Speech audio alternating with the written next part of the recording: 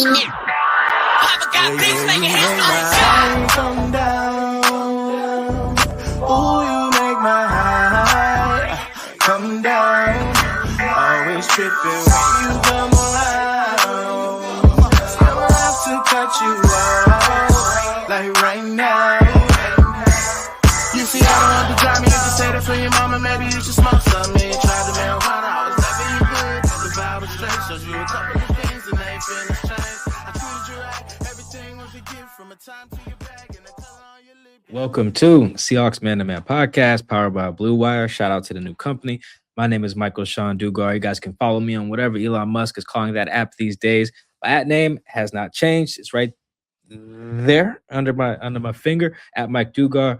Shout out to everyone who is watching or listening via our YouTube channel. Seahawks Man to Man is the name of the channel. Seahawks Man, the number 2 man. Appreciate the love and support on there. Make sure you like, share, repost, subscribe, comment, rate, review, all the good buttons. Press them. Do that on our Instagram as well, Seahawks Man to Man, and our TikTok, Seahawks Man to Man. Thank you so much in advance. Chris, go ahead, talk to him. What is going on, everybody? It's your boy, Christopher Kidd. You can follow me on Blue Sky and Twitter at CKIDD206 and at CKid206. All right, appreciate everybody who's been buying books. Let's get the shout outs going there. Shout out to Bill and Freddie or Fred. I know I signed the book as Freddie, so however you wanted to do that. I really appreciate. I met Bill at the game. Fred separately. Thank you guys so much for copping books. You guys may have noticed. I'm out. Amazon's out of hardcovers. So if you want a hardcover signed, reach out to me. I'll make it happen. Shout out to y'all for buying Amazon out of stock. I feel like Amazon doesn't run out of anything, but they did. So appreciate the love on that. If you'll be at the Niners game, all that stuff, wherever any of the playoff games, hit me up. We shall make it happen. All right. I am in this awkwardly lit hotel room here in Charlotte because the Seahawks just beat up on the Carolina Panthers. 27-10 was the final. I'm glad Chris has it on the bottom of the screen because I legitimately forgot it. I don't have my notebook out for some reason. I'll do that in a second. Seahawks improved to 13-3, keep their chokehold there on the number 1 seed. Just has a programming note. Chris and I are recording. Let's see. It is 14-7 in the Bears game right now between the 49ers. By the time you guys are getting this, you know the result of that game. Chris and I are not going to pod for 3 hours to wait for it. So we were kind of talking if-thens a little bit about the future for the Seahawks and what the Niners game will mean. We'll get to it, though. It's important. But for now, we don't know if it'll be for the 1 seed for both teams. We do know the Seahawks are going to go in that game planning to win regardless, no matter how the Niners take it. All right, Chris, is that all housekeeping notes now? Can we get to how bad Bryce Young is? Or maybe we should hype up the Seahawks, right? It's not a Panthers pod. Yeah. I tweeted out, I said, isn't it funny, Bryce Young scores a touchdown prior to my tweet because I think he had 39 yards up to that point when I tweeted out, Seahawks defense is elite, Panthers are cheeks, and then what do you know, he runs in for a touchdown, and people are like, see what you did, Chris? You should have never said anything. And I'm thinking they're not going to score again. It's your fault. It is my fault, right? So in my head, I'm thinking, I shouldn't have said anything. But then I also wanted to tweet out, guys, they're not going to score again.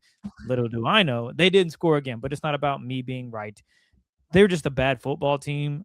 They had a third on defense. They have a 3rd and long. And then J.C. Horn decides not to just tackle low. He decides to try to go high, face mask, automatic first down. Just a bad team.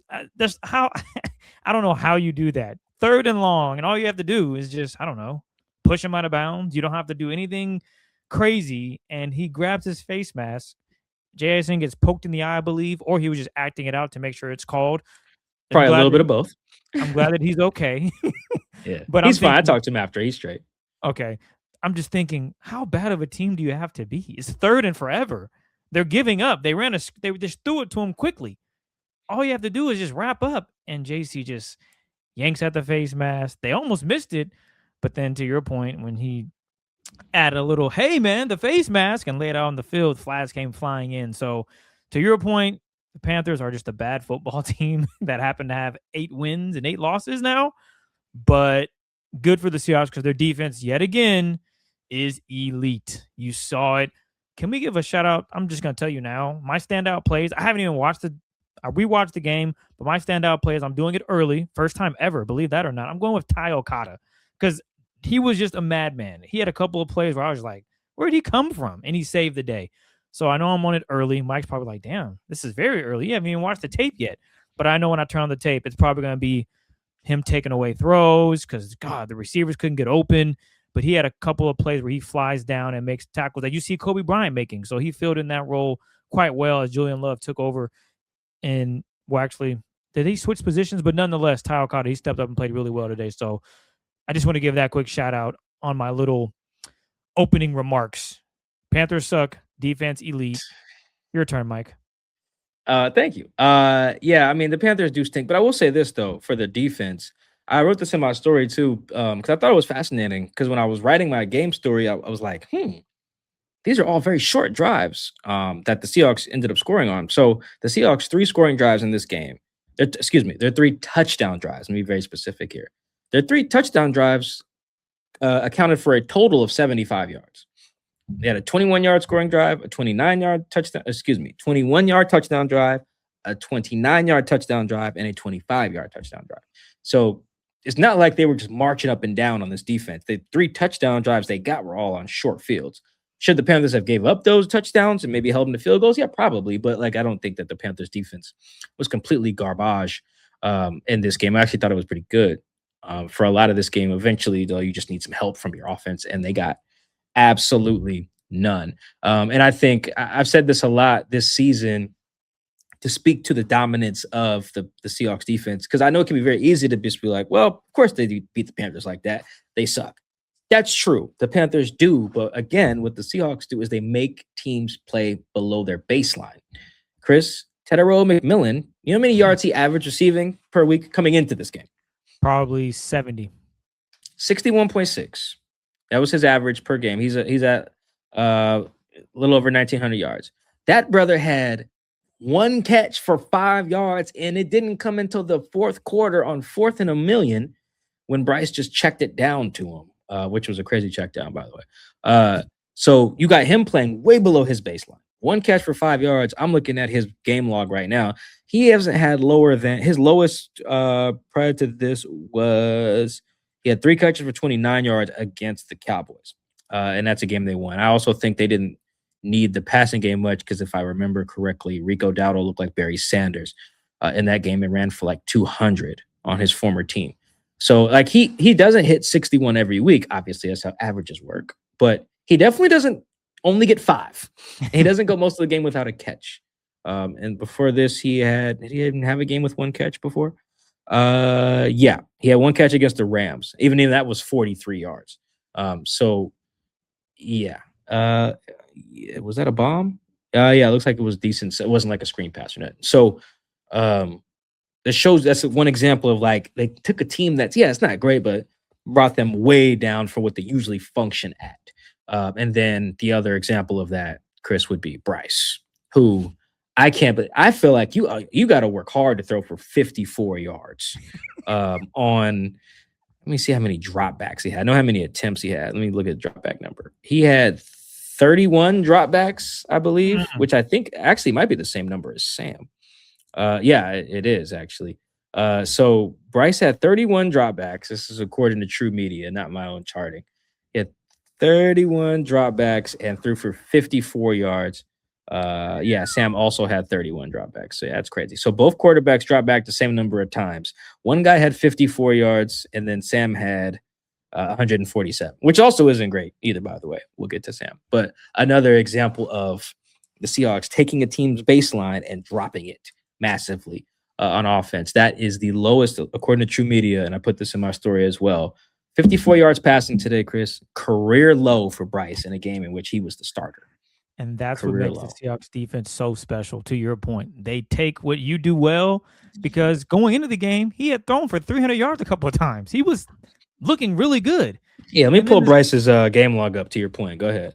And the Seahawks defense said, yeah, that's cute, but we actually can play some defense here. We have solid corners outside. his first target, he slips and falls, and maybe he would have caught it and maybe got a first down. Josh Jobe is right there to make the play. That's probably 2 receptions for 15 yards. Outside of that, I really can't wait to go back and see what the Seahawks were doing, because I didn't get that all 22 view live as you did, but there was nothing open. I don't know how many times he threw it to the flat, but it felt like every pass play was, well, nothing is open downfield. Rico Dowdle, are you ready? Number 22, are you ready? Or Hubbard, excuse me, are you ready for a pass? Those were his. I think they probably led the team in targets, if I'm not mistaken, because every play Rico did, yes. Rico had 5. There you go. Defense, nothing downfield. You know what's always available? Probably the check down. And then even then, Ernest Jones did a phenomenal job of being there in the flat, creating, basically not allowing any separation for the running backs to get upfield. As soon as they caught it, Ernest was right there. I recall at least 2 plays where Ernest Jones was just on it. So, yeah, to Mike's point, to your point, Mike, about this defense and how they just make you worse than what you really are, the Seahawks have been phenomenal at that. They've done it pretty much all season. You come in, oh, this is what we like to do. The Seahawks say, yeah, that's great, but we're not going to allow you to do that. And yet again, it showcased holding this team to 10 points. And I'd imagine you have the game log pulled up of how Bryce Young had been doing prior to going up against the Seahawks defense. Yeah, so Bryce for the year, now he only averages 183 yards passing, which isn't great, although that includes today. But like his last 5 games, for instance, were 448. Oh my God, Atlanta stinks. 448, 169. That was on Monday night against the Niners. 206. That was against the Rams. 163 in a loss to the Saints. Oh, he should just not play the Saints. That's his issue, because both his Saints games were trash. And then 191 last week against the Bucks, and then 54 today. Yeah, I mean that's real. Again, I watch a lot of ball, and Chris does too. Like you guys all watch a lot of Seahawks games too. To throw for 54 yards on 31 dropbacks, that's like point shaving territory. Like you gotta be real bad to do that. Yeah, and it was just check downs. He averaged 2.3 yards an attempt. For reference, I think Sam leads the league at like 8 something. So that's just he's bad, but they made him bad too. And that's what the great defenses do. They take whatever you've been doing and bring it down a notch. I think Houston was a good example of that. Houston's got the other argument for the best defense in the league, I think. I'm taking Denver out of this right now. Houston and Seattle probably are 1 and 2. Houston, you saw what they did. Justin Herbert had been on a heater before playing Texans. And then on Saturday, he wasn't the reason they lost, but he definitely wasn't on a heater. He was just normal Herbert, as opposed to playing as he had been playing. So that's a credit to the Seahawks defense. It is a championship level defense because of what we're talking about. Not just because they beat up on Bryce Young. A lot of people beat up on Bryce Young, but to this extent, again, this is the worst game he's ever played. That's as a starter. I don't know. Maybe he's come in as a backup, I think. But as a starter, worst game he's ever played. Like that's really impressive stuff from Seattle's defense. Let me look here one more last thing that they did to Bryce. Let me see if he's ever even just had under 100 yards passing. Because, again, that is just really hard to do when you play the whole game. You just throw it too much. For real, you just throw the ball too often to do that. So he had a game as a starter where, they got blanked. They had a game, Chris, where they lost 9-0, and he still went over 100 yards passing. Wow. And it looks like he has 2 other instances of throwing for fewer than 100 yards. One against the Rams last year. No, that includes rushing. He actually only threw for 94 yards in that Bucks loss. 84 yards last year against the Rams, and then he's got a couple games where he came in as a backup, didn't play the whole game. So they made Bryce look like the worst he's ever looked, probably in his life, high school, college, because he was a top recruit, and that's because the Seahawks are a complete defense. They've been doing it all year. Backup starters today, they were missing Kobe, missing D Hall. Didn't matter. Not that I think it would have. I didn't think it would matter as much as I like both of those 2 players. I just knew that they were going to be on it. They're going to be on their stuff. Guys are going to be prepared. Other guys would step up. Big plays would be made. And then, championship level defense. This type of defense that can get you to Santa Clara for the Super Bowl. It really is. The special teams too. All the special teams didn't have to do much today, but this was because we're looking at a championship level, which we'll talk more about in the questions and stuff. But yeah, guys, this was example number whatever of how this defense takes whatever that opposing offense is even remotely good at and brings them down a notch, which is the mark I think of an elite unit. Well, Mike, you mentioned voicemails, Twitter questions, Instagram questions, Blue Sky. We'll get to all of those right now. And here's our first voicemail. Hey guys, Steve from Spokane. Love the pod. Huge victory today. Couple questions for you. One, obviously that first half was not the brand of football that the Seahawks like to play. What was the biggest adjustment they made at halftime to really get back on track? And then two, we had a couple of historic misses today. Which would be more surprising given how the season started? Myles Garrett not getting the all-time sack record for a single season, or JSN not getting the receiving record from Megatron? Thanks, guys. Love the pod. Appreciate you, Steve in Spokane. Let's see. Let's start with the records since that'll be an easier one. So I believe I should have looked this up. Jax is way off of the. He's not even going to get close unless he has quite literally the best. I think he needs more than does he need more than 300? No, he needs he needs like 280 if I'm not mistaken, because I did the math prior to the game. He was 317 yards short if I'm not mistaken, and then he had how many yards did he have today? 92 was it? He had 9 receptions for 72 yards. So he needs about 2 and change. A lot of change, that is. Yeah, I'm the only person who probably has a graphing calculator app on their phone because for years I didn't actually know there was a regular calculator app on iPhones. And it wasn't until our shared friend, Chris and I, we have a friend named Reese. Shout out to Reese. He saw me doing it. He was like, bro, there's a regular calculator on the thing. And he was like, bro. I was like, well, I like the graphing calculator one. He was like, bro, if you just turn your phone to the side, it does the graphing calculator thing from the regular app. I'm telling y'all, I discovered fire. I was like, what? No way. For all these years I've had an iPhone. I had no idea. Anyway, I did the math. Yes, he needs 200, and nobody can see this that I'm holding up, but he needs 255 yards against the Niners, Jax does, to tie the record. So 256 to break it, whereas Myles just needs, I think, 1 sack to break the record. I would actually be I'm gonna see where you're at on this, Chris. I'm actually more surprised, not that Jax is not gonna get it, but that he's not even gonna come close. That he's that far off given the pace. I thought he might not even get to 1,900 yards. He might not even have the type of season Cooper Kupp had in his Triple Crown year. I thought he would have that. Jax is just kind of on pace now for like a very good, like all-pro season, but not a historic year in the NFL league context. I am genuinely surprised by that. I am not, because I figured teams would just make sure he did not have those type of games where he has 120 yards on you and he embarrasses you. That was kind of something we discussed earlier on in the season, because you mentioned you don't think teams are going to just allow him to just dominate. And for instance, you look at some of those games he had to start the season. He started off with 124, 103, 132 week 5, 162 against the Jags, 123, 129, 167 against the Titans, and then 113 against the Colts. You just see a lot of big games where he went off and teams kind of were like, we're not going to allow you to do that. Even against the Rams, it took overtime and he had 8 catches for 96 yards. Like, they did a better job of, I would say, keeping him in check per se, although against the first game against the Rams, I think he had 9 for 105 and no touchdown. He found the end zone against the Rams the second time. But again, in overtime. So they went 8 quarters, the Rams did, by keeping him out of the end zone. Which is important, but I think it's just very hard to do, man.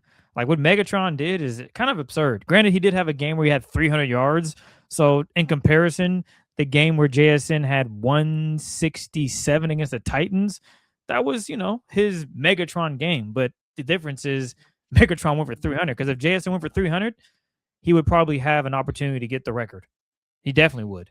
But because he didn't have that mega game where he even eclipsed 200 yards, you got to have one of those. And I just didn't see that happening. It's possible that he could have, but I just didn't see a team being like, yeah, man, we're going to get cooked for 200 yards and 10 catches, et cetera, albeit Puka just decided to do that against the Seahawks defense, but that's neither here nor there, as Mike would say. This is not a Rams podcast. So I guess I'm not too shocked about it. It's crazy that he was pretty close, 200 yards away, and he might go for 100 against the Niners on next Sunday in the finale. We'll see what happens there, but that was a tough ask, but I'm sure he's not going to give up. I know he has some pretty big goals. He never really talked to you guys or mentioned to the media what some of those big goals were. Maybe breaking the all-time record is still one of them. So we'll see how he does moving forward. But what an epic season this year. And then Myles Garrett, he's going to get the sack. I think he's going to get it. Who they play next Sunday? Let's see. It's got to be the Bengals if the Ravens and Steelers are playing. Everyone plays a division, so probably Bengals. Oh, yeah, you're correct. It's the Bengals. So, yeah, Joe Burrow is going to get wrecked at least once by Myles Garrett unless they like quadruple team this guy and allow someone else to get sacks. I think they'll dial up something where he gets a one-on-one and is able to get the sack record. So not surprised that JSN isn't going to get it. I will be surprised, though, if Myles Garrett does not. Cooper, by the way, had 1947 in 2021 without a 200-yard game that year. So, like, yeah, he only had 1, 2, 3, 4, 5, 6 games where he didn't have 100 yards, which is absurd. So, yeah, shout out to Coop. But, yeah, as for the first part of that about what they did in the second half, that's the weird thing about the Seahawks offense. I don't think that they're doing I shouldn't say that, because one game they did do a ton different schematically. I forget which game, but it was the one where they had a bunch of play action passes in the second half. Maybe the Colts, I think. So sometimes they do change some stuff, but this game it really just felt like a momentum one. It just those turnovers just kind of just swung things too much. Because again, their scoring drive, the Zach Charbonnet drive was 21 yards. So the first one, he had a 2-yard touchdown run. This is after the D-Law scoop and score. Or excuse me, not scoop and score. The fumble recovery, the forced fumble. So you got a 21-yard drive. And then right after that, Julian gets a pick. And then AJ scores on a 29-yard drive. Now they're up 2 touchdowns, game over. They didn't need to score again. They really didn't. The Panthers only scored once again after that. So I don't think that they dominated this game with their offense. They just took advantage of some short fields, as good offenses tend to do, which I think is important. I thought they came out looking okay on that opening drive of the second half, with nothing special really. They had some play action stuff that they had been doing. Zach broke a big run. I was really encouraged by that. It was 29-yarder on that. Finally made a DB miss. Jesus Christ! I feel like Ken and Zach they hit a lull there with making DBs miss, but now they're doing a really good job. 21 just whiffed in the hole, and then that was over. But then they went right back to a bad habit of Sam's. Just like that pick was bad. Bad pick. Like tried the double move on Mike Jacks. Didn't work. Threw it anyway. And then threw a bad ball. I was like, that was just bad. Like sequence of bad events. But thankfully D-Law had their back. So I don't really think there were a lot of changes. Because they actually ran the ball well in the first half as well, too. So it's not like they was like, let's commit to the run in the second half. They ran the ball well in the first half. They just ran it some more, and eventually the Panthers decided just to not tackle today. As good, like Chris, we saw today, a really stark tackling difference between the two teams. The Panthers had some of the worst tackling I've seen in a little bit, and then the Seahawks were just open field tackling like maniacs. Most of those Ty Okada plays that you're probably going to reference are open field tackles, which is why they looked so special. So yeah, I don't think they changed anything. I think that the Panthers turnovers gave just a little bit of juice, gave them some short fields, and then once they got up 2 touchdowns, the Panthers were cooked. Hey guys, it's Zach. Great win today, but honestly, I'm not feeling too comfortable. These first halves for us have just been awful. We're letting crappy teams keep us to 3 points. What's a way that we can do better with that? And also, with that, wouldn't we be scared to play the Rams again? Because the way the playoffs are looking, it's going to look like we have to play them again. Can we overcome that hump? Love the pod. Yeah, appreciate the question. Yeah, I mean, I am worried about, and when we talk about these first halves, I do think it's very important to talk about the offense specifically. The defense is playing fine in the first halves of these games for the most part. It's the offense that it's just not doing anything. Like when the game is 3-3, that means your defense is playing well. And it was only 3-3 in this game because Sam turned it over. And then after that turnover, the Panthers got 9 yards on first down and then nothing and then kicked. It's a 3-play, 9-yard field goal drive. And that was it.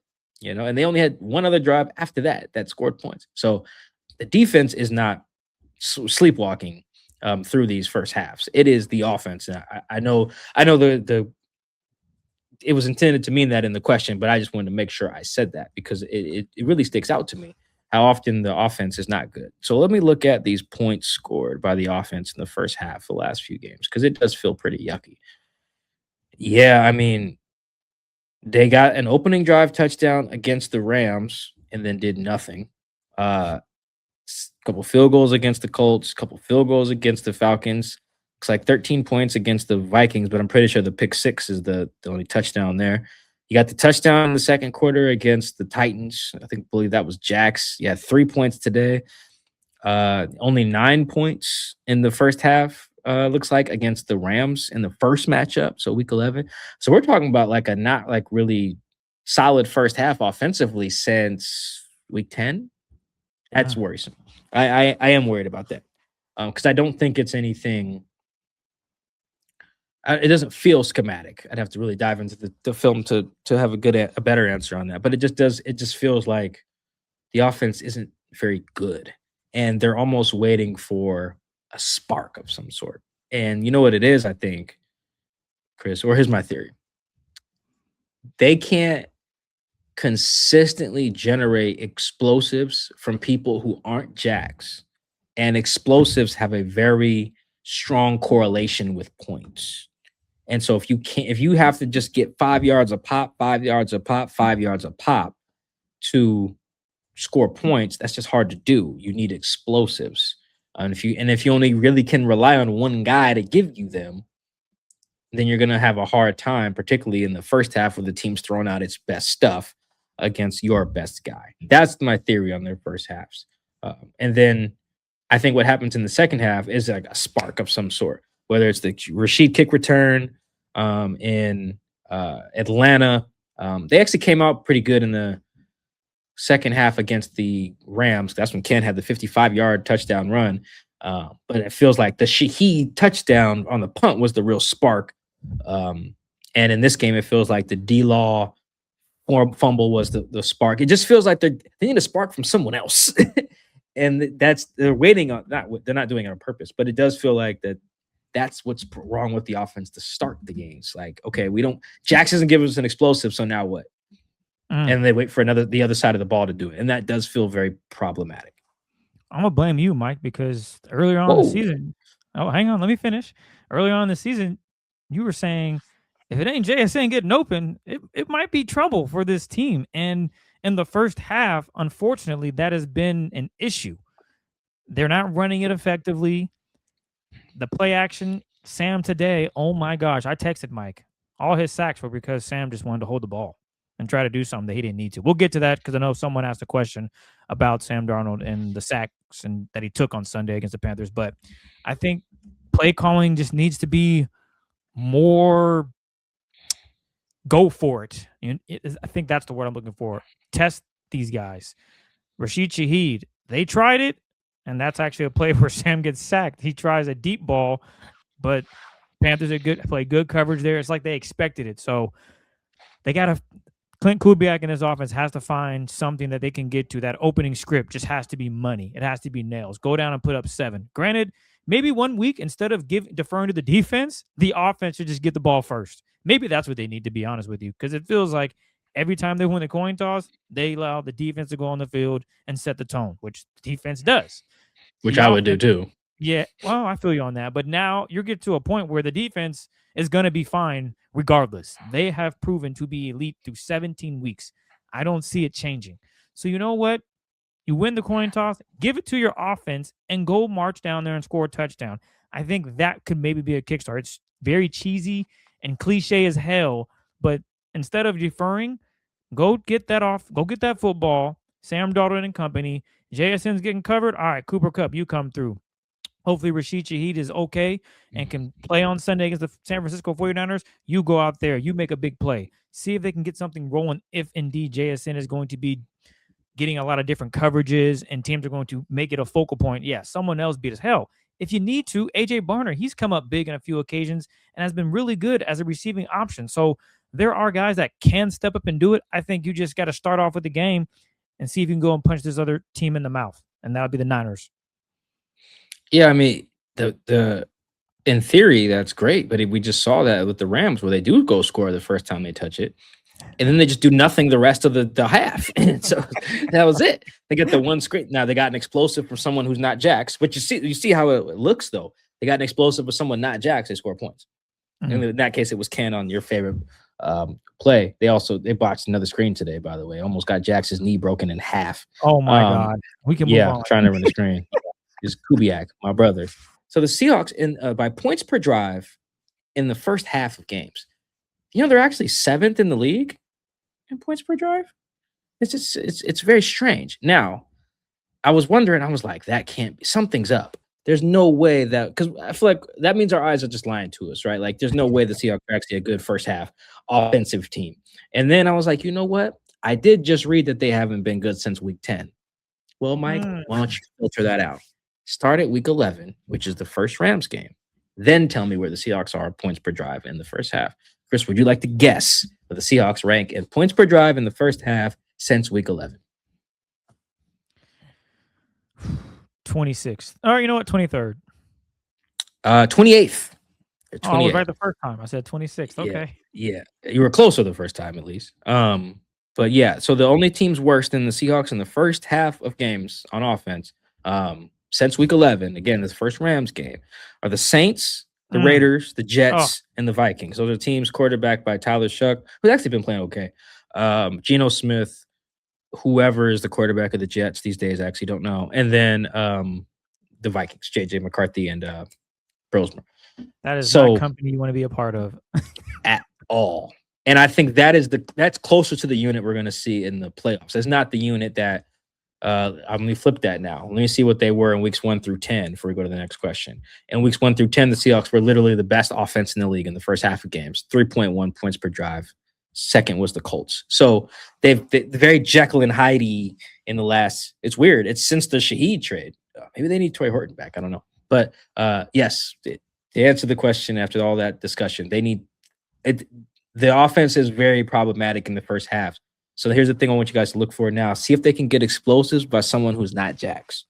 That's going to be the key in every first half. It doesn't matter who it is. It could be Sam running, whatever. Hopefully it's not Sam running. But they need explosives from someone who's not Jax. And that will really get the offense going. Otherwise, you'll see a lot more of what we saw today. This is Steven down in Vancouver, Washington. Been following the pod from day one. I appreciate you guys. Hey, so looking at this team, we got clearly elite defense, Super Bowl caliber defense, and special teams. And I think we'd all say the offense is fine. But yet, I just saw the Seahawks social media team posting that this team, this 2025 Seahawks team, just set the franchise record for points scored. That feels impossible for me. How can an average offense, at best, be putting together the franchise record for points in a season? That just doesn't compute for me. Is this offense better than we realize? Thanks, guys. That's a great question because it piggybacks perfectly, I think, after what we were just talking about. And so I looked this up. Not that I thought the Seahawks social media was wrong. I'm sure they're right. They're good people over there. But they are right. In terms of total points, the Seahawks, to 2025 Seahawks just passed the 2020 Seahawks for the highest point total, whatever. And you're going to see that for a lot of franchises because they get 17 games now. So it's just easier to score more points than you ever have. But anyway, what I wanted to look at, and you guys listen to the pod know this, I like points per drive because then it filters out special teams touchdowns, defensive touchdowns, which good teams do get. So points per drive, this team is actually second since 2000. I don't really feel like going to look back any further than that. So since 2000, this is the second best offense by points per drive. The number one offense is the 2020 Seahawks, the Let Russ Cook team. They went 12-4 that year. They averaged 2.5 points per drive, which is nuts. This one is averaging 2.3 points per drive. So they're right there with each other. I think, let me look at EPA per play. And here's where it gets interesting. And Chris and I were talking about this when I looked this up before the show. By EPA per play, which is more about efficiency than just whether you score points on the drive. This Seahawks team actually currently is 14th all time among Seahawks teams. So of the 25 teams of this century, they're 14th behind teams notably like, let's see, who's 13th? 13th on this list is the 2023 Seahawks. Geno's second year and Pete's last year. The 2021 Seahawks, which that was Geno and Russ played. That team is 12th on this list. The 2020 Seahawks are 8th on this list, tied with the 2002 Seahawks. And then the number one team on this list, as you guys can imagine, is the 2005 Seahawks.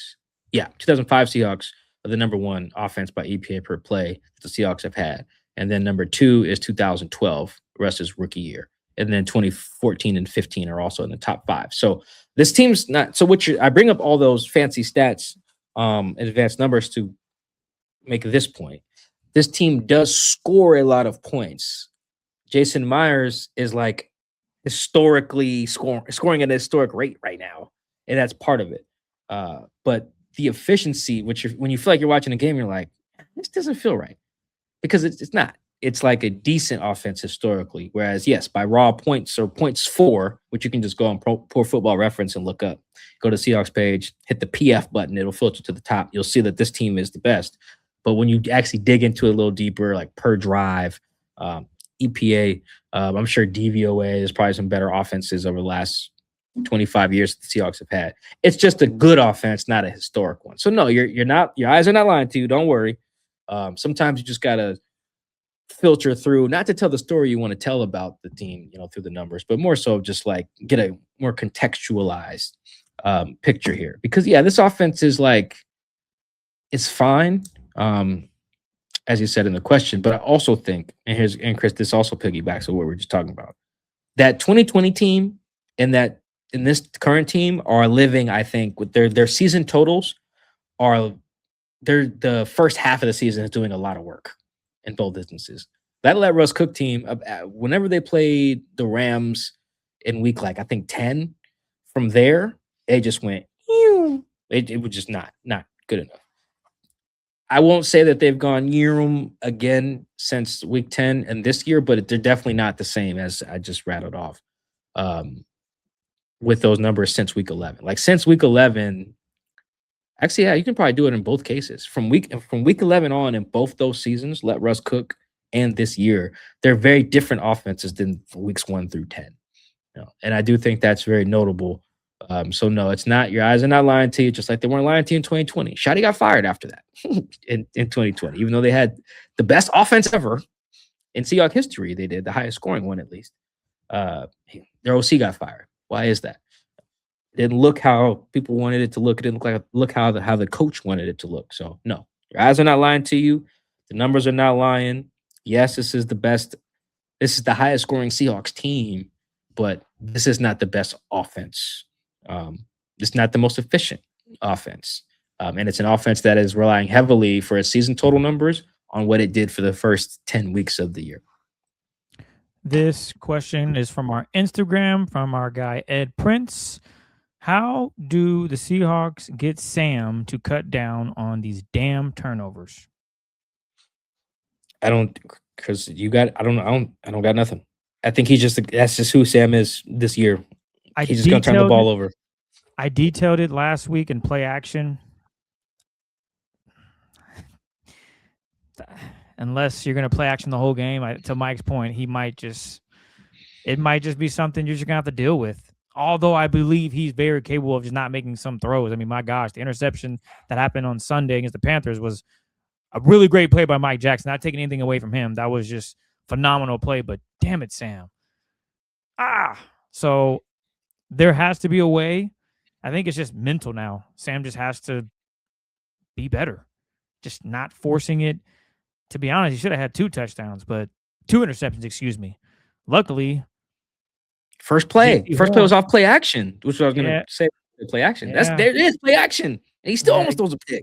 Yeah, it's at some point Sam just has to be better. I don't know what else I can say. he is putting it in harm's way. He did it twice. Once it was actually intercepted. So, yeah, he just has to lock in and cannot turn the football over. I know it's, yeah. Mike, anything to add? Yeah, so I mean, and I'm sure people are probably thinking now as we're talking, like, well, Mike, his arm was going forward on the fumble. It wasn't actually a fumble. Maybe, I don't know. When I saw it live, I was like, that's a fumble. And then when I saw the replay, I was like, they're not going to overturn that. It looks too close, you know. And Mike McDonald, who really doesn't really argue with the officials that much, said after the game, he was like, yeah, I disagreed with that. I think his arm was going forward. I'm like, okay, fine. Let's say that his arm was going forward. That's a bad call by refs that were not good today. We're not going to spend much time on the refs, but they sucked today. Like, missing the face mask and horse collar on Jax is like, that was some of the most egregious stuff we've seen. Ref standing right there. But all right, let's say that the ball went forward there, and Sam only has 19 turnovers this year instead of 20, which leads the league. Like that, the difference is not important enough to ignore the sentiment of this question that we got here, which is, how the hell is this team going to go to the Super Bowl with a quarterback that leads the league in turnovers? That's a legitimate question, and he's actually second in turnover rate. He actually might be number one, because when I looked that up before we recorded. He was second behind Brock Purdy, but that was updating live. So Brock I think Brock turned the ball over on the first play of this Sunday night game. So that kind of juiced his numbers a little bit. And as of right now, Brock just literally ran in for a touchdown as I'm talking right now. And his turnover number has since come down. And he's right there with Sam at 4% at turnover rate, which is, they both lead the league together. They're both higher than Tua, higher than Gino, Mariota, Flacco, Bryce, Daniel Jones, Lamar. Like, this is a problem. But Chris and I did some research, and we have some, I don't know, Chris, would you call this good news? It's news, or it's information that can maybe make people feel better. How do we want to classify this? This Peyton Manning thing we were talking about before. I would say it gives you hope, because I don't think Sam will be this bad, but at the same time, can they overcome two good teams and him playing poorly? Think about it. Let's say he plays poorly against the Rams. Are they able to win a game? Again, are they relying on Rashid Shaheed to get another big play, whether it's kick return? Are they relying on the defense to get a touchdown at some point, make a big play, giving them short yardage, a short field to go and score? You're putting a lot of pressure on this defense, albeit this is the same defense that set up there in their press conference and talked about wanting those moments. At some point, you just need your offense to play better. I know Ernest Jones a few weeks ago talked about how it's not on Sam, and Mike, you alluded to, it is on Sam. And two things can be true. Sam didn't play good, and the defense could have played better. It's Sam's fault. He needs to play better. Defense did all you could, period. Meanwhile, Ernest is basically, nah. Put it on us. Sam is a baller, and we know Sam can play ball. He's done it this season. Against the Rams last Thursday, he showed up when the Seahawks needed him. Mm-hmm. Made great plays at the end of the game. Can't talk more about it. Went through all of his reads on that 2-point conversion. Went through three different receivers to find his fourth one. Game over, 2-point conversion, Seahawks win. Sam did a really good job. But the turnover bug is something to worry about. But go ahead and give that stat that you did some research on earlier on before we hopped on. Yeah, so I was just basically trying to find a precedent. Like, can a team even get to the Super Bowl, let alone win it, with somebody turning it over at this rate? Now, I think the raw number is not as important as the rate. Like Matt Stafford, for instance, when they won the Super Bowl, I think he led the league in interceptions. But he threw for like 4,000 yards, I think, and like 40 touchdowns or something. And yes, he had like 17 picks, which is more than I can't remember his name. Oh, it's more than Darnold has currently. But obviously, when you're dropping back as often as he was that year, then it doesn't really impact your team as much. Yeah, Stafford in that year threw for 4,800 yards and 17. He had 41 passing touchdowns and 17 interceptions. 17 led the league in picks, but no one was like, oh my goodness, what if Stafford turns it over? No, they're like, he's going to throw a no-look pass probably. We're going to win the Super Bowl, which, basically is what happened there. So Sam's turnover rate right now is at 4%, which again leads the league. He's tied with Purdy. That's during this game. As long as Purdy doesn't turn it over 3 more times or something in this game, that number will probably drop, and Purdy will be like second.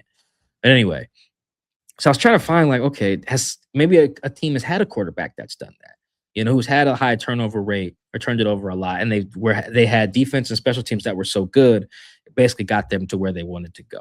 Because there are teams that carry a quarterback who's kind of whatever, with a run game or defense or special teams, whatever. I mean, the Eagles were kind of doing that a little bit last year with Hurts, to get to the Super Bowl. Then he balled out. Right? Seahawks in 2013 and 14. Russ was not like lighting it up. I think Marshawn led them in touchdown catches in 2014 with like 4. But they had elite defense, good special teams, elite run game, and they were fine. So it can happen. So anyway, I looked for this, but turnovers are where that can kill any team. So I looked this up. So here's the one example we found that maybe give you guys some hope. In 2015, Peyton Manning's turnover rate, according to True Media, was 4.8%, which is actually since the new CBA in 2011, that's the 4th highest rate of any quarterback, which is that's pretty bad. So Manning sucked, right? But the Broncos won the Super Bowl that year, and they beat a really good Carolina team in there too. That went 15-1. They did it because their defense was elite. I don't know how the special teams was that year, the Broncos. But anyway, Peyton stunk. He basically just did just enough to get them through the playoffs without putting up crazy numbers. The defense was good, shut down some really good teams, and they ended up winning the bowl by double digits, I believe. So it can be done. I think the 2015 Broncos defense is better than the 2025 Seahawks defense. I can actually look up the numbers if you guys would like. I don't know why I said it as if this is a live show, but maybe I'll look up the numbers there. But I do think the 2025 Seahawks offense is better than the 2015 Broncos defense. I said a lot of numbers there. Hopefully you guys got that. So it's doable. There's the blueprint, but I just wouldn't feel good about it. But that said, there being a precedent, I do feel good about that because 2025 Sam is better than 2015 Peyton Manning. 2015 Peyton Manning sucked. 2025 Darnold is better than him. So if you guys want some hope, some optimism, there you go. There's your shot. The Seahawks basically just need to be the 2015 Broncos, and I think they can get it done. This is from Nick Baker. Why does Sam always spin out to his left, especially if the pressure is from the right side? And how big of a loss was Shaheed throughout the game? Yeah, I don't know why Sam does that. It's weird. He should stop doing that. It's worked sometimes. Sorry, I know the answer. He does it because it works sometimes. Just like any other quarterback with their habits, they do that. There's 2 that comes to mind. I think he did it once against the Saints on the first drive and hit Jax on a ball. Like maybe it might have been even the first play. And then against the Steelers on like 3rd and 9, blitz right up his face, spins out, hits AJ for a big play. They end up icing the game on that drive. So it works sometimes is the answer as to why he does it. As for what was the second part of that question? Shaheed being out. Big loss, guys. I'm worried. So Mike McDonald said it's going to be some time for Cody White to come back. Cody hurt his groin on the first punt. When Mike McDonald says that like it's going to be some time right after the game, that's a bad sign to me. The Shaheed play was crazy, man. That sucks. Mike Jack didn't have to spin him out of bounds like that. That's unfortunate that he got hurt. Maybe he gets hurt regardless in an alternate universe or whatever, but still, we know he got hurt on that play, and it was an unnecessary play. Another one that I'm surprised was not flagged there. This definitely felt like if you were of the opinion, man, Mike, Chris, the Seahawks, the refs are not, they hate us, man. They hate the Seahawks. This game supports your case because I don't know what the hell they were doing. Looks like they just want Seahawks players to get hurt out there. So strange. Then you got that face mask call, and all is good. The one on Jax. But yeah, I think the Shaheed thing is huge because he's one of their most explosive players. Because he doesn't need he can do it in 3 different phases. They literally don't have anyone else who is like that. So if you don't have Rashid with the concussion playing against the Niners, I would be worried about that. Cody's his backup. If you don't have him, I am worried. I like Jake Bobo, like Derek Young, but I just feel like just a tough spot to put those guys in right now, playing meaningful stuff, expecting explosives. We need explosives from the guys who play. You do. Because, shoot, even Cody ain't played that much, but you've seen as in the Commanders game, he can get explosive pretty much at any time. He's just that type of player. So I thought the Shaheed loss was big in this game. I think it's big if they don't have him against the Niners. I think that's the type of thing that could cost you a game, is not being able to get explosives from other guys. If you don't have Shaheed, see, I thought that was massive. I knew they'd be able to beat the Panthers without him, but his presence or his absence, I think, would be very, very, very massive for the Seahawks if he can't go in Week 18.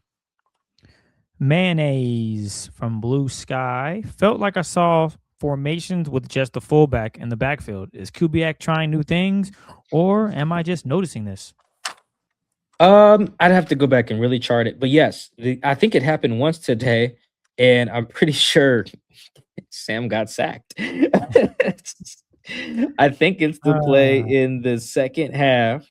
I'm pretty sure I think he got sacked on this play before they take the delay of game. Yeah, that's exactly what it was. Well, maybe I have to go back and look, but if I'm remembering this correctly, yeah, shotgun, 21 personnel, 21 is 2 running backs. In this case, it would have been Robbie in there.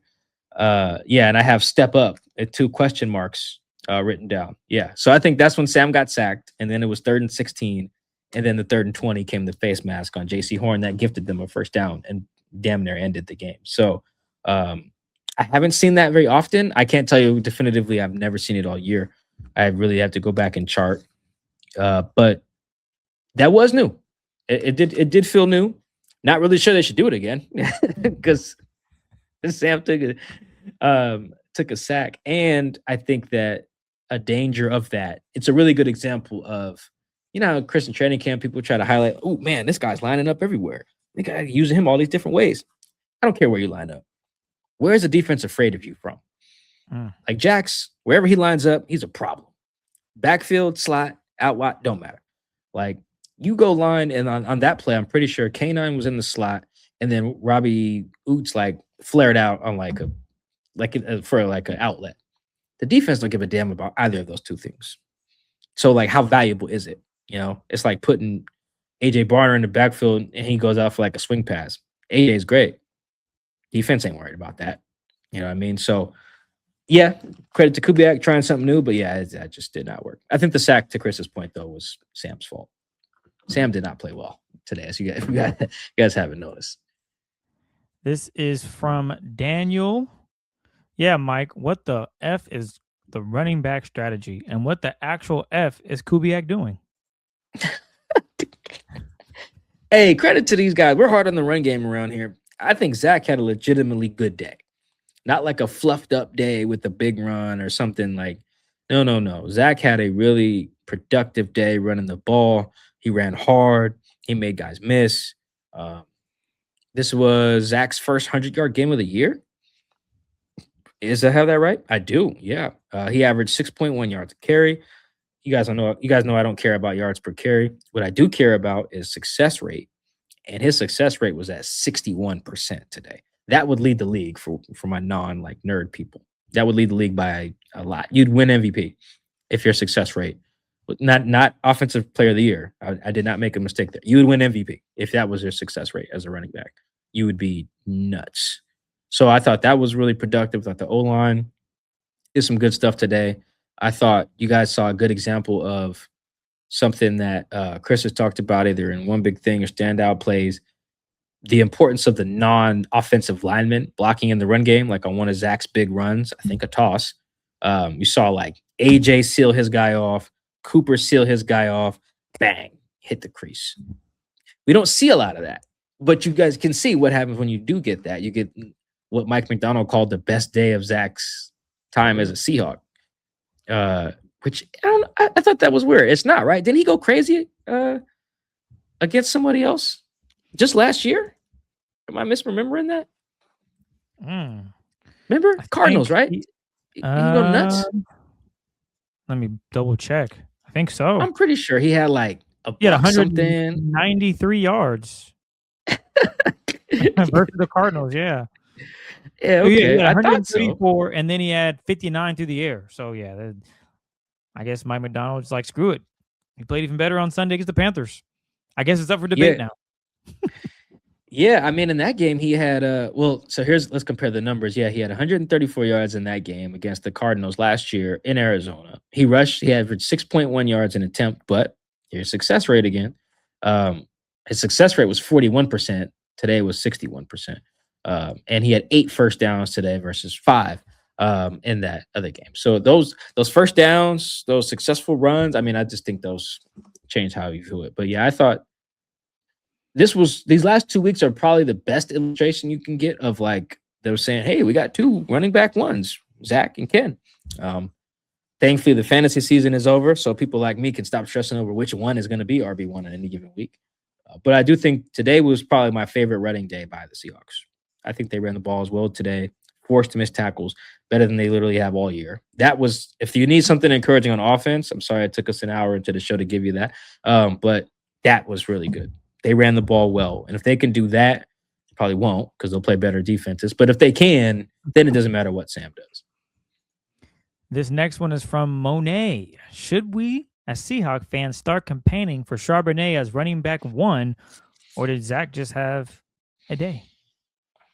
Yeah, well, now that my fantasy team is out of it, I don't care who running back 1 is. It could be George Solani off IR. It could be Chris. It could be Dan Orlovsky. I don't care now. I cared for until last week. No, I lost 2 weeks ago. And I stopped caring. But I do think that Zach's goal line running is going to be in red zone running in general is going to be important. He had some really big, not just some really big, but a couple just strong runs down there in the red zone that helped them cap off the drive. So they did get the short fields because, Chris, we have seen, what game was that where they sucked in the red zone? Was that the Rams game? The first one? Yeah. Yeah. We've seen them not be able to score in the red zone because they can't run it. So the fact that Zach punched it in a couple times down there, I thought was pretty good. And hey, can I give Kubiak some love real quick? Let me see. He had a sequence there. Yes, it's in my notes. I love this sequence here because this is meathead football. I love this. This is after the DeMarcus Lawrence fumble. 1st and goal from the 4, under center, run. 2nd and goal from the 2, under center, run. 3rd and goal from the 2, under center, run. You know, different personnels, different formations. But hey, if you say that's the team you want to be, don't give me no BS down there in the goal line. Get under center and run the goddamn ball and score. That's what you want. I mean, it's that simple. If those 3 runs didn't work, then maybe we can yell at Anthony Bradford something like you guys love to do. You know, you guys just pick a lineman and bully them on the pod for a little bit. But they didn't. They worked. And I think I love that sequence. Probably my favorite sequence of the day, honestly.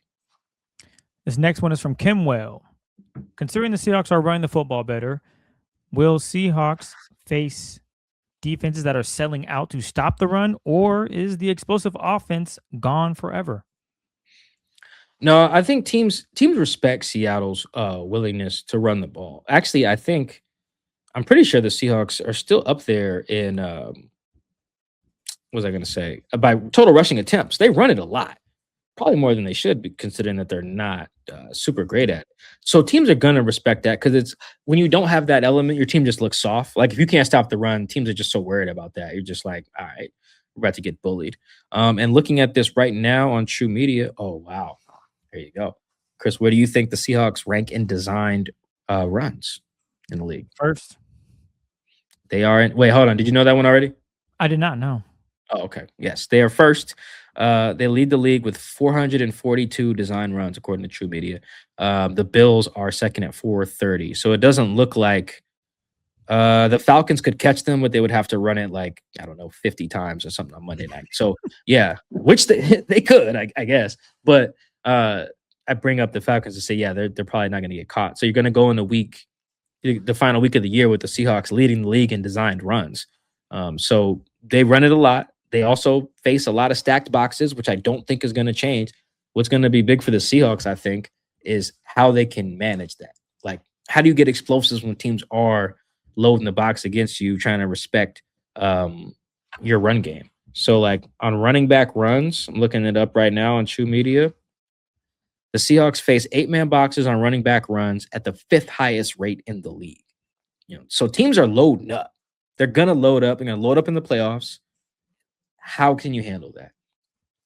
How many more times are you going to put Robbie Utes in the backfield with Sam maybe and try to throw it to him? I don't know. But that'll be another key for them. Can you get those explosives still when teams are loading up? And honestly, can you run it still?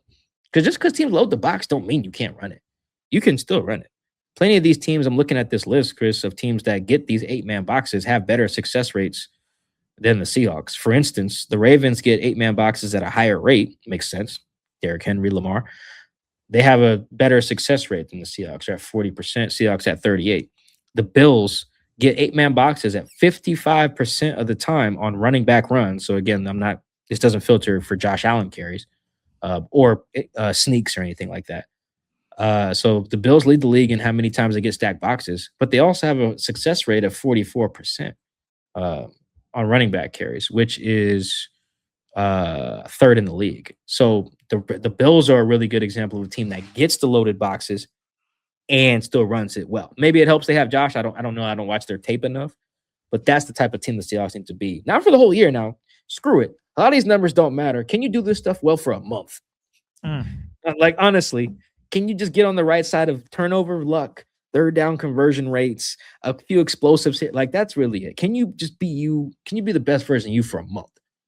But we're relaying these numbers to show you what they need to do, where they need to be good. When you get those stacked boxes, run it. When you get those stacked boxes, can you play action or whatever and generate explosives? Because honestly, Chris, they're probably going to lead the league in 12 personnel if they don't got Rashid and Cody forever. How long? They're going to be 12 personnel and like every goddamn snap. It feels like. This is from Turbo. How would you guys portion out the blame for the offensive struggles, slow starts? What percentage of the problem is Sam, play calling, and offensive line? I know a percentage I want to give the O-line. It's a small, but where are you on these other percentages here? All right. So I'm going to go. This is fun. Okay. I'll start with Sam. This is where the math kicks in. Let's see how we do this here. No, you don't leave percentages for me. You just go ahead. Okay, I'll go with Sam. He is at a good, I'll say 40%. Play calling. We'll go play calling 40 and then O-line 20.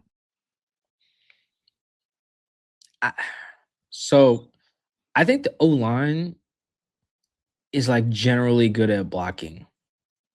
I just think that when you combine it with the rest of everyone who has to block, it gets really wonky. It does, man.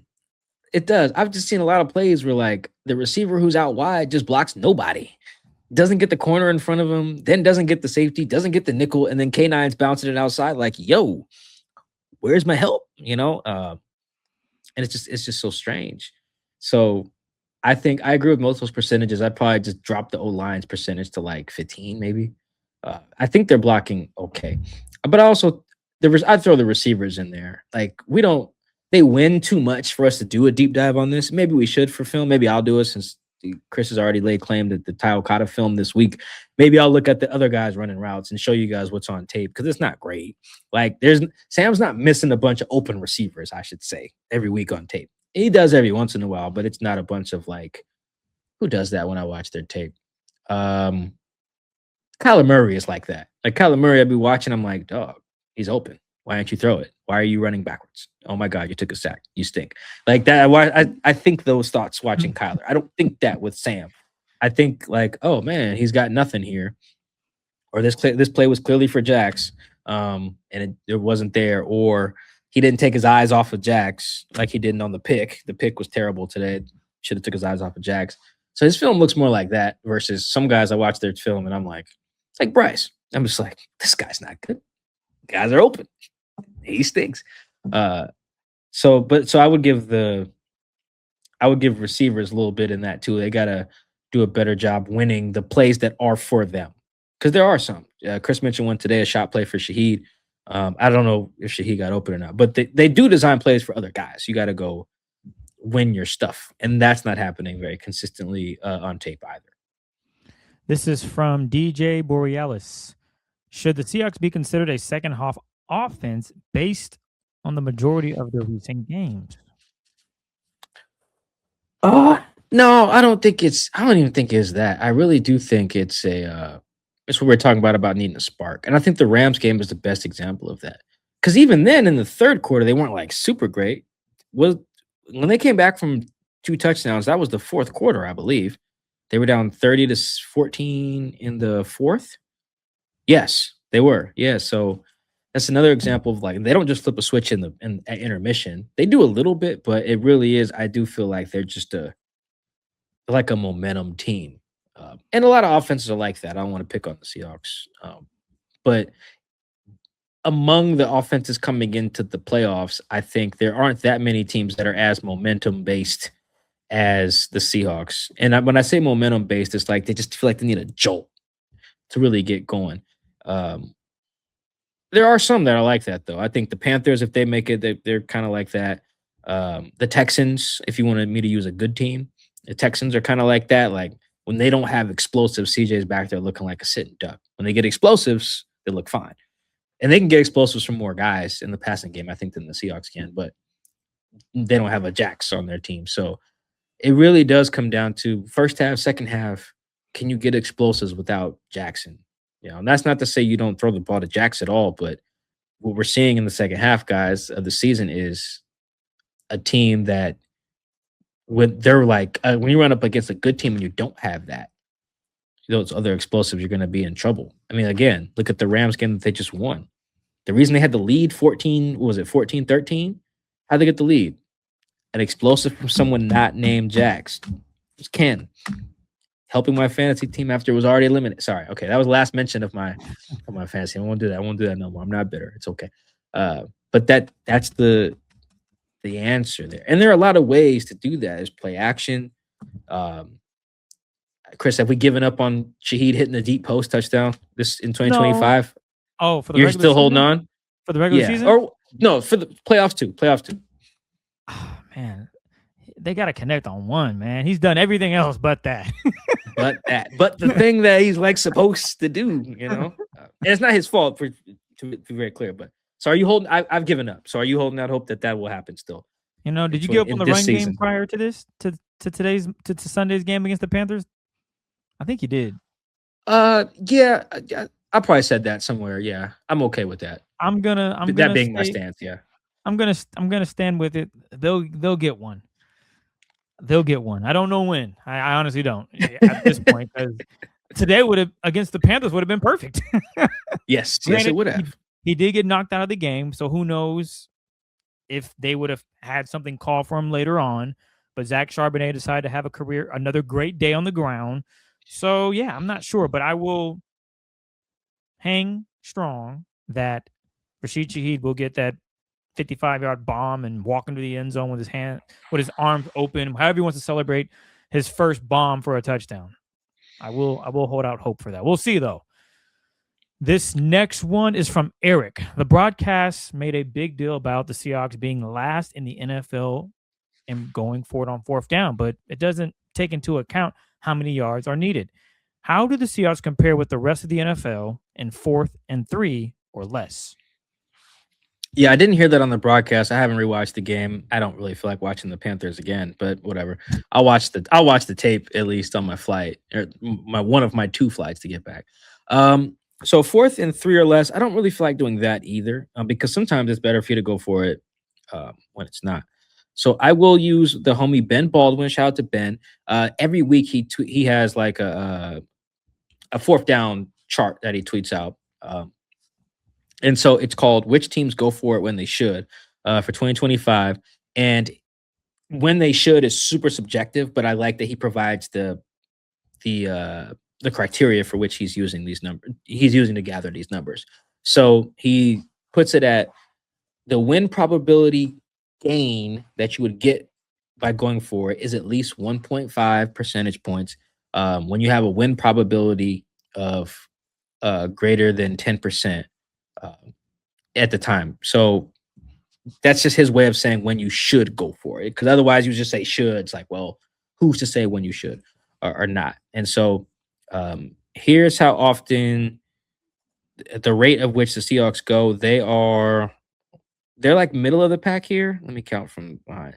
1, 2, 3, 4, 5, 6, 7, 8, 9, 10, 11, 12. So they're 12th worst or 12th lowest rate. I guess I should say. It looks like they've gone for it 9 times. He says, and times where they should have gone for it, which is a little bit above 50%. So like they're not the worst. Whatever the broadcast said, they're not the worst. Because I think that when the broadcast said that, they were basically calling Mike McDonald scared money, don't make no money, which I don't think that would be fair, because it's how many opportunities do you even have to go for it, right? And should you have gone for it in those instances? Not every time should you go because it's 4th down. Right, so I like Ben's math better than CBS's, basically, is what I'm saying here. So, wow, Chris, the Raiders are number 1. Why are they going for it? Good for Pete. Well, he's getting fired, but the Rams and Niners notably are 2nd and 3rd on this list, by the way. So you're going to have some aggressive teams in the playoffs. So I wonder if that makes the Seahawks start to be more aggressive as well. The Bears are like top 7. So yeah, Eagles and Packers are above the average as well. So you're going to get some other teams in the playoffs who are a little bit more aggressive. We'll see how that influences the Seahawks. But yeah, the Seahawks are conservative, quote unquote, I guess, because they're below league average, but they're not whatever the broadcast said. Like Mike's not scared of it. He just doesn't go for it as often as he should. And I think I would agree with that. The numbers say that. The eye test says that. The film says that. So I think that's the safe way to characterize the Seahawks on 4th down.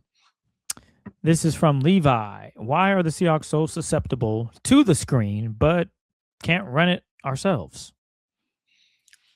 Well, they're actually better on screen. They've been getting better at defending screens for a little bit here. They're actually pretty good at it. You can trust me on that. I had the numbers somewhere. They're actually a decent defending the screen team.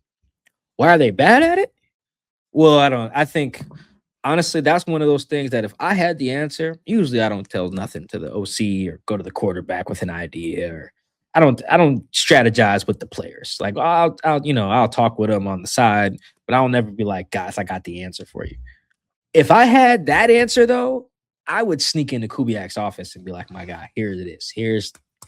I would break every journalistic rule and be like, right here, I wrote it down for you. This is how you can be better at screen passes. Because they really are just the worst thing possible for this team. They're just awful. And I don't have a good reason for it, because it's not a Kubiak thing. It's not. They've switched Chris, they've switched quarterbacks. They've switched OCs. They've switched out O-linemen. They've done everything you can, home or away, to be good at screen passes. And they stink. They stink. I don't know how you change it. The only time they had it, it's crazy. One of the worst OCs they might have had, Ryan Grubb, was the only guy who was even kind of good at screens. That was like the one thing. He had one screen design that worked. Otherwise, I don't have an answer for them. I don't know how you get better at the screen game thing. Shout out to the tunnel screen. Maybe they should bring that back. This next one. Yeah, maybe. I don't know. Ryan King. Has D-Law been the most unsung hero of this Seahawks defense all season? And if you guys put on your GM hats, do you keep to retain Shaheed in the offseason? Cut Cooper. Sorry, I said cut. My bad. Cooper Kupp. Wow, the Seahawks are actually averaging 7.3 yards per attempt on screens here. Wow. Oh, really low volume though. That's probably why. Anyway, yeah, I don't know if D-Law has been like the unsung, because he just made the Pro Bowl. So he's been Defensive Player of the Week. Like he's getting some love. I know he's getting some love locally. I don't know how much we talk about him on this show, because we're not as big on splash plays as much as we are like down to like impact plays.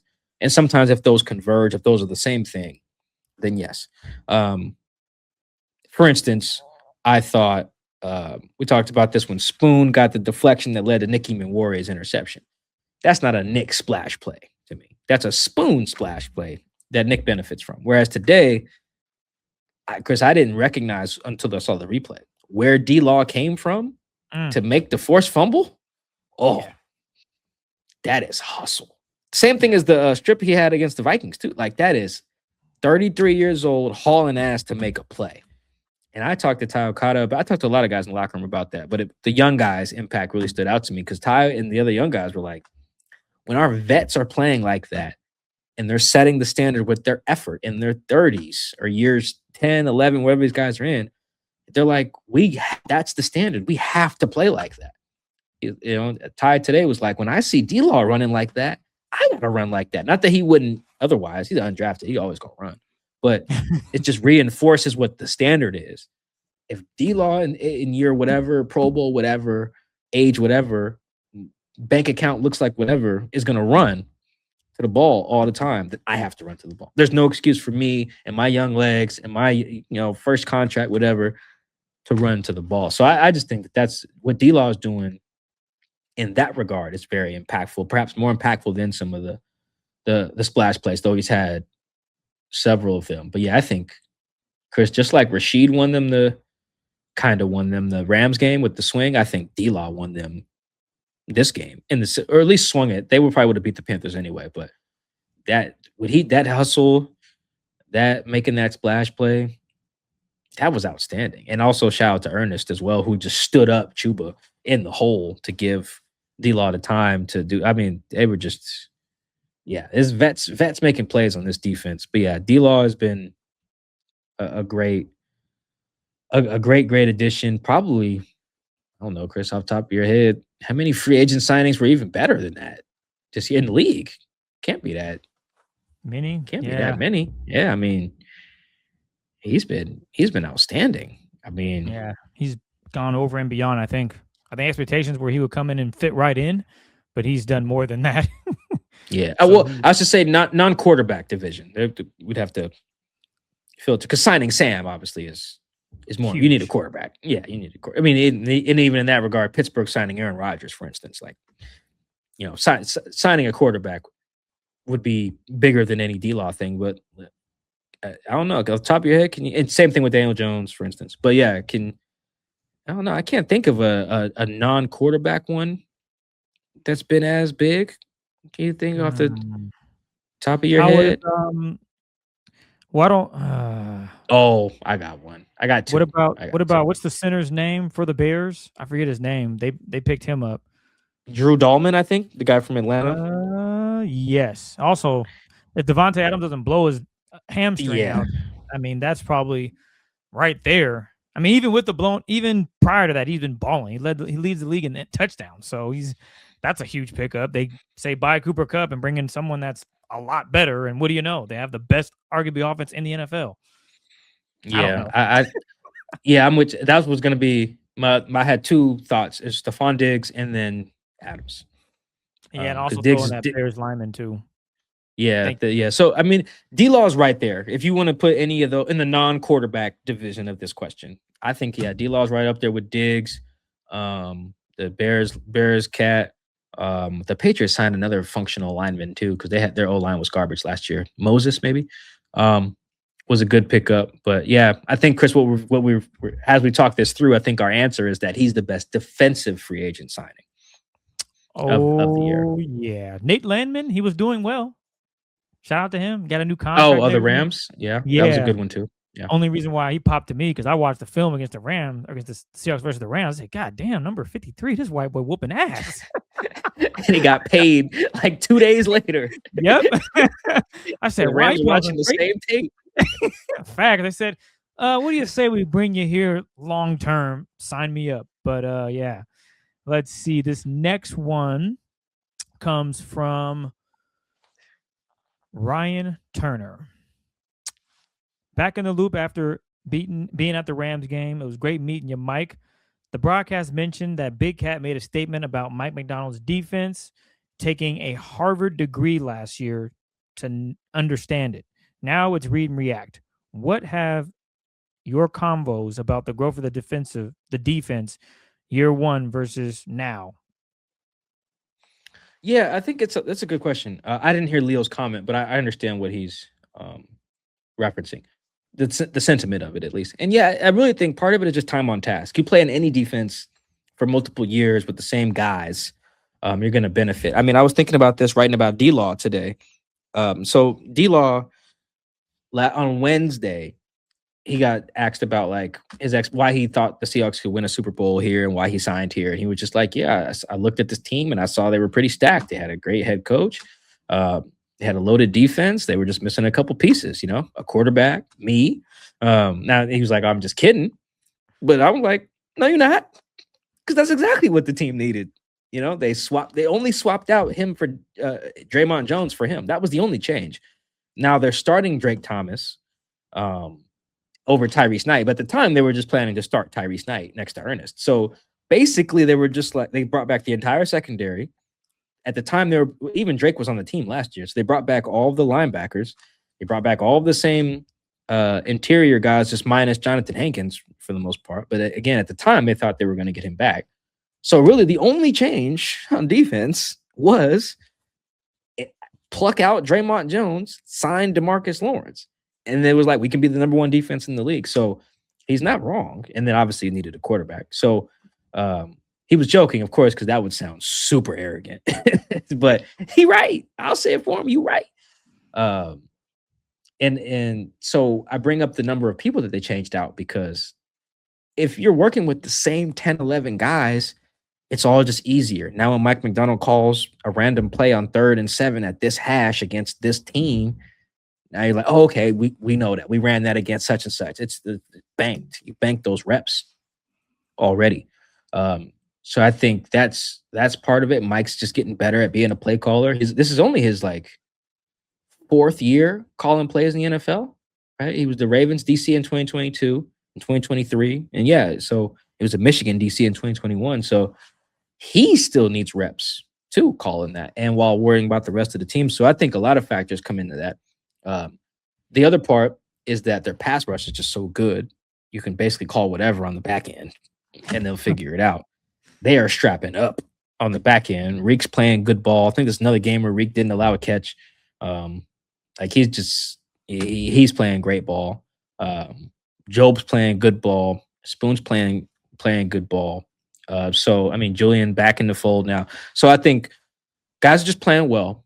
They're playing fast. But then Mike, and it's the last thing, Mike is really good at getting guys in position for splash plays. It's how a guy like Drake Thomas, I think, still leads the team in TFLs or something like that. It's just because he tells him, all right, based on it's 2nd and 2 at this hash, when we get this formation at this point in the field, we're going to send a run blitz through this gap. And if I'm right, you're going to hit the running back untouched. Here's Drake Thomas. He does that, not just for Drake, but you can see how those plays happen. You even get, I don't know if the call was the reason for this, but you even get the play like Bryce's pick today. It's all right, we're going to show too high. I think Julian said he was expecting a sprint out, I think, from Teteroa McMillan. Or not a sprint out, a speed out. And instead he got whatever route. But either way, you can see Julian was like, I thought I was going to get something, and I was ready for that thing. Mike puts them in great position. They're all right, if A, B, and C happens, we're going to get a big play. And that you just need reps for that to happen. But you also need to be in advantageous situations too. That pick that Julian had, that was 3rd and 4. Had it been 3rd and 1, Mike's probably just like, hey, everybody buck up at the line and hope they stop him, right? That, because that's how football goes. So, I think I've had a lot of convos about this particular thing. Maybe do a whole pod on this, but there's just so much time on task. There's so much, there's just so much faith in Mike's calling. So much faith that if we just do what he says, it'll work. And on top of that, there's room to be free. There's room to be all right, the play says this, but I'm a football player and I see this thing. So let me go make a play. I think even Julian's pick is an example of that too. And I'll juxtapose it. And I'm sure, Chris, did you watch the Bucks game that they lost to the Falcons on Thursday night? I did not see. You remember that? One. Yeah. So there was a play. I think I even put it in one of the many group chats that we're both in. It was a 4th and 14, and there was a cornerback who had a corner route behind him and a check down, and he stayed near the check down. And then Kirk was just like, well, corner route behind you. They converted and ended up winning the game. And everyone was just like, I Twitter searched his name. It was bad. And that was an example of the guy doing what his job was. Okay, I'm holding the flat and sitting underneath the corner route. Well, everyone's yelling, hey, man, it's 4th and whatever. Sink, brother. Sink. Why are you guarding Bijan 15 yards from the first down? And then Julian's play today is a good example of that. When I was watching the replay, I haven't watched it since then, but if I remember correctly, there's a running back in the flat and then Teteroa McMillan behind him. Julian's smart. He's like, well, I can rally to the check down. I can't rally if he throws it over my head. Boom, jumps the route. Bryce reads it wrong. That's Julian playing ball. I'm sure the little circles on Madden tell him to just stay right there, and hold both routes. No. Go play football. And there's a lot of that in Mike's scheme. So I think that's why it may have felt like they were learning German last year, trying to learn the defense, and now it's like, oh, we got this. That I think that's part. There's a lot of reasons why, but the time on task and the trust in the scheme are two big parts. Interesting you brought that up, because that actually happened for Mike Jackson versus JSN on a 3rd down. I think it was the first 3rd down. It was 3rd and 10. And Mike Jackson, former Seahawks number 30, is playing like 12 yards off. He's number 2 now. Oh, number 2. My apologies. That's the running back. I got the numbers mixed up. But he's playing like 12 yards off on 3rd down. And what do you know? JSN runs a nice little out route, gives him a little sauce at the top of the route. And what do you know? He gets open for a wide open 1st down. And I'm sure his teammates were like, bro, it's 3rd down and 10. Why are you playing 12 yards off? Come up some, man. Make it look like, I don't know, anything but this coverage you're playing. So that goes to the point of, yeah, you can play the sticks, but maybe come up some, man. It's 3rd down. It's not 3rd and 3. And why would you be playing that far off anyway? It's not 3rd and 18 in that scenario. So come down some, and JSN just wins easily. And that I thought of that immediately. Like, why is Mike Jack playing so far off? Like, I know you respect JSN, but damn, that was pitch and catch. Sam just 1, 2, 3. Oh, throw it right to him. Easy 1st down.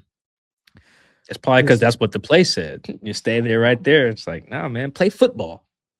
Your instincts tell you where to be, man. You've been playing this game for some time now.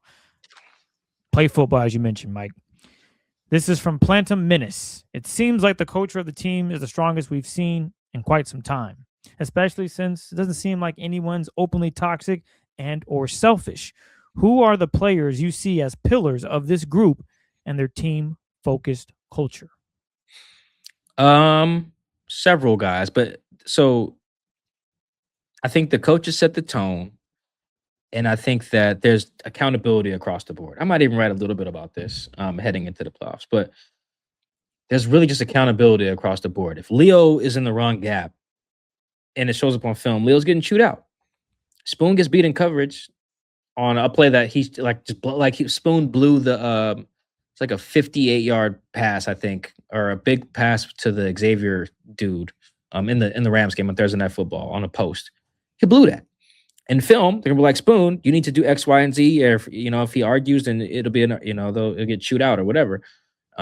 Everyone gets that. I'm naming Pro Bowl guys who are getting chewed out if they do the wrong thing, and then everyone gets rewarded for all the dirty work they do too. If it's a guy like Leo doing the dirty work to set up a sack for someone else, if it's Spoon taking on the block so that such and such can fly in and then make the tackle that ends up forcing the fumble, like all of that is acknowledged. Every part of what happened, you guys can see it when Mike, Mike McDonald, he's like a terrible quote, by the way. I'd never quote him on post game, but the reason is because he calls everything a team play.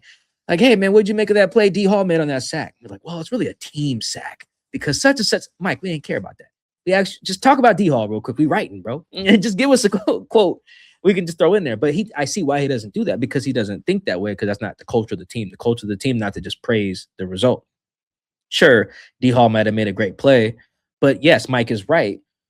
They might have covered it real well on the back end to take away the first read, so blah, blah, blah. So then you get that. D-Law's sack today was a perfect example. It was the second hitch that got Bryce, not the top of his drop. Right. So if we were to ask Mike about that, he'd be like, well, it's a really good team play. Such and such did blah, blah, blah. It's annoying to us, but imagine being the player in there who did make the play that's not on TV. You're gonna run through a wall because okay, what I'm doing matters to the whole thing. And coach sees that. My teammates see it. I'm putting it on tape and it's being acknowledged. And then if I mess up, that standard we were talking about earlier, all that's highlighted too. If you're not running to the ball, if you're not tackling, if you're not taking the right angles, if you're not taking accountability when you screw up, you stick out like a freaking sore thumb. Like I said, if DeMarcus Lawrence, 33 years old, is chasing down backside of plays, then if you're, I don't know, if you're Tyrese Knight and you get in the game, well, you better be on chasing down the backside of some goddamn plays because the older guys are doing it too. No one needs to tell Tyrese that though, which is culture. He sees it because it's on tape. And it's just known that's the standard. No one has to say, hey, Tyrese, do that. He sees it and is like, that's the standard. That must be what I do. And so I think it's the vets, it's the coaches, but really it's just like everyone being bought into just that idea. And I think the last thing is all the guys who are in contract years who ain't like crying and moaning about their stats. I think Boye's sack today was like his second. He's not getting paid. Boye don't care. The fact that he doesn't care goes a long way in the locker room towards the culture. Reek basically is a backup in his contract year to another guy who's in a contract year. All right, well, the fact that neither one of those guys is complaining because it'll fall on deaf ears, and that goes a long way towards the culture. So it's stuff like that as well, guys. Kobe, same thing. So all that contributes to it. But if I had to name individual players, it'd be those veteran leaders who are hustling, and then those guys who are on contract years who are not complaining about not getting the stats they need to get their bag. Ken Walker goes into that as well. There's so many guys, but yeah, I think that's hopefully that answers how the cultures kind of come together from my eyes. This is from Shiv. Based on what we've seen from Phillip Rivers and the way disguised coverages and presenting complexity and confusion to the quarterback seem to be the path forward in defense, and this goes for other quarterbacks, not including Phillip Rivers as well, do you think the future evolution of the quarterback position as a counter to this is also cyclical? And we're going to be trending back towards the high football IQ pocket passer again? I don't think we ever left that because when the push comes to shove, you can't just run around your whole career. They were trying to tell us that when Cam Newton was balling. They were like, Cam's body's not going to hold up. Cam's body's not going to hold up. He can't do it. What do you know? Cam's same age as me and Chris, and we all got podcasts, right? Like, and none of us are playing ball right now, right? So that was expected, though. Cam might be older than us, but you guys get the point.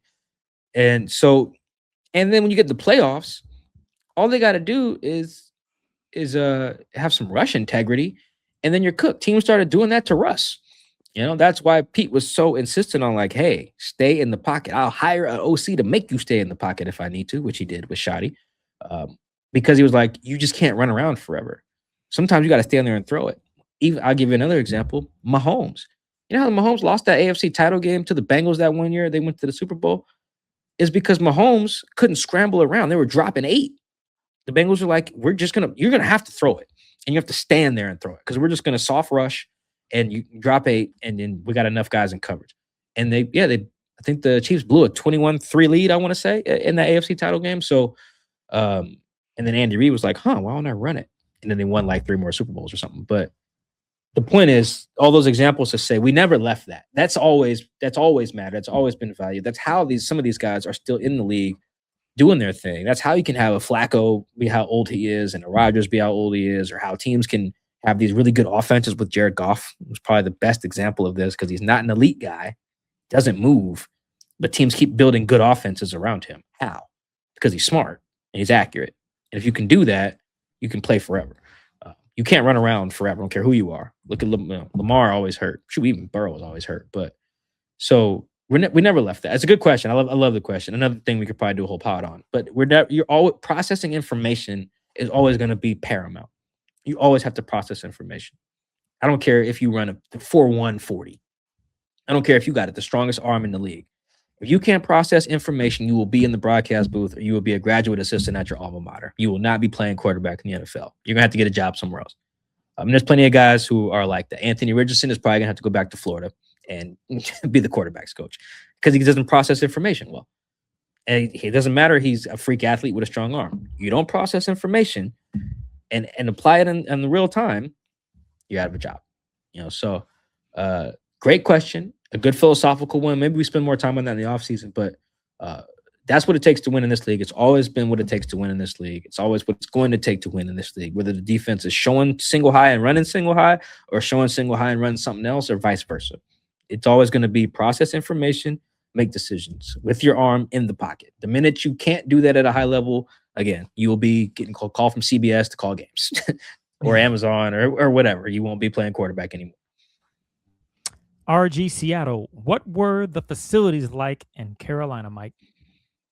Carolina Stadium was kind of whatever. But I was wanting to answer this question to say, if you guys see pictures of me and I look fat, it's because the food in Carolina was good as hell. Oh my goodness. They had some turkey. They had some other red meat dish that I didn't eat. They had some mac and cheese. Then they have an ice cream machine in the press box. Oh my God.